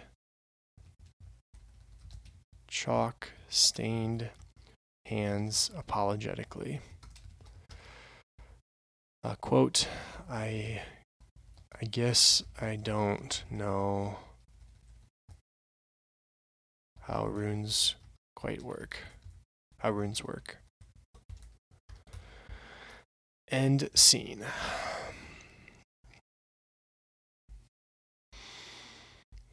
Not too bad.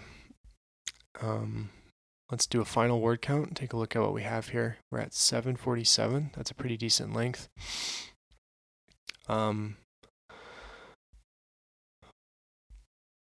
So it's interesting to create in real time. I think, we certainly explored a lot of ideas, a lot of different ways that the dialogue could be formatted, why we were angling towards certain actions, and how to piece the plot together and try to, lay it out in words. Certainly what I learned doing this is that, if I were to do this on my own time, it may take 3 or 4 good hours to write out this scene. I'd be interested to see how that scene would compare to the one we created in kind of real time, explaining thoughts as we went. I'm pretty happy with this scene. I think we covered some ground with the dialogue, especially, and with trying to play on Mikey's intelligence and his use of metaphor and pride, with Hammond's sort of down to earthness. I think we captured that, and we kept those characters consistent through the scene, which is obviously easier to do in a short story of one scene than it is in a book where you've got, consistency spanning hundreds of pages. But I think we did it, and we did a decent job of it. So that was fun to walk through that scene. I certainly learned several things. I had a good time trying, testing myself, and I hope that you enjoyed it as well. So the last 2 episodes have been sort of generating this idea and then writing it out. What I hope to do down the road, to look at this podcast and at this sandbox with the scale of a year, my goal would be that however many short stories are written within that year, that those can be compiled into a book, and that those would be readable. So hopefully this will be the first story in that compilation that would be created, down the line from now. It was, like I said, a fun one to do, and I'm glad that you could join me, and I hope you learned something along the way. So thanks for listening, and I will see you on the next page.